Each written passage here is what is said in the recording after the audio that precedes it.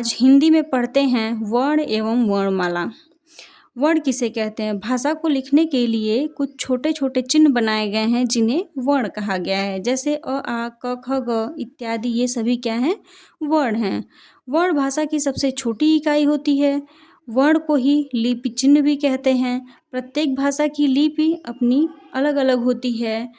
एक लिपि में एक से अधिक भाषाएं भी लिखी जा सकती हैं। जैसे राम घर जाता है, ये हिंदी भाषा में लिखा हुआ वाक्य है। इसकी भाषा हिंदी है और लिपि हिंदी की देवनागरी होती है, इसलिए इसकी लिपि देवनागरी है। इसी वाक्य को हम लिख सकते हैं राम घर जाता है, इसकी लिपि क्या हो गई? रोमन। और भाषा कौन सी लिखे हैं? हिंदी।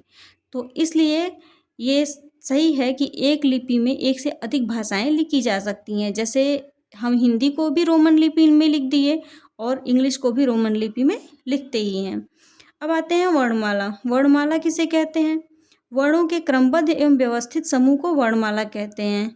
जैसे अ आ इ ई या क ख ग का एक ग्रुप बना हुआ है, एक व्यवस्थित क्रम में रखा हुआ है, इसलिए उन्हें क्या कहते हैं? वर्णमाला कहते हैं।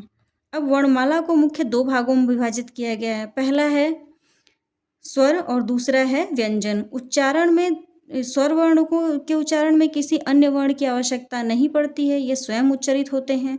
जबकि वहीं व्यंजन वर्णों के उच्चारण में किसी दूसरे वर्ण की आवश्यकता पड़ती है, ये स्व उच्चारित नहीं होते हैं। अब आते हैं हिंदी में स्वरों की संख्या को बताते हैं। हिंदी में स्वरों की संख्या कुल 11 है, जो कि निम्न हैं: अ आ इ ई उ री ए ओ और औ। ये 11 स्वर हैं। अंग और अ जो स्वरों के साथ लिखे जाते हैं, इन्हें अयोगवाह कहते हैं।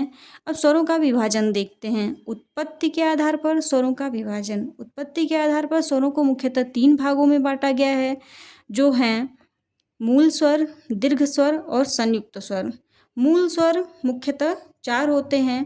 अब वे स्वर जो सबसे पहले बने हैं तथा अन्य स्वर जिनसे मिलकर बनते हैं, उन्हें मूल स्वर कहते हैं। अतः मूल स्वरों को किसी अन्य स्वर की जरूरत नहीं पड़ती है।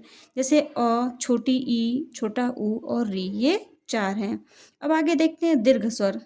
दीर्घ स्वर जो है मूल स्वरों को दो समान मूल स्वरों को 2 बार जोड़ने पर दीर्घ स्वर बनता है। जैसे अ और अ, ये दोनों क्या हैं? मूल स्वर, ये मूल स्वर हैं। और अ और अ दोनों समान स्वर हैं, इन्हें जोड़ने पर एक तीसरा स्वर बनता है आ।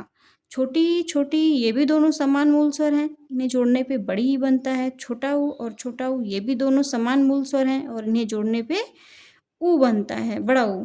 री और छोटी री, इन्हें जोड़ने पर बड़ी री बनता है। अतः 2 समान मूल स्वरों को जोड़ने पर जो वर्ण बनता है उन्हें दीर्घ स्वर कहते हैं। अब आते हैं संयुक्त स्वर। संयुक्त स्वर किसे कहते हैं? जब 2 अलग अलग स्वर, यहाँ पे दीर्घ स्वर में 2 समान स्वर जुड़ते थे, जबकि संयुक्त स्वर के निर्माण में 2 अलग अलग स्वर आपस में जुड़कर एक तीसरे स्वर का निर्माण करते हैं, उन्हें संयुक्त स्वर कहते हैं। जैसे अ या आ प्लस छोटी ई या बड़ी ई के साथ जुड़ता है तो ए बनता है, और अ या आ ए या ए के साथ जुड़ता है तो ए बनता है। आगे देखते हैं, अ या आ के साथ छोटा ऊ या बड़ा ऊ जुड़ता है तो ओ बन जाता है, और अ या आ के साथ ओ या औ जुड़ता है तो बड़ा औ बनता है।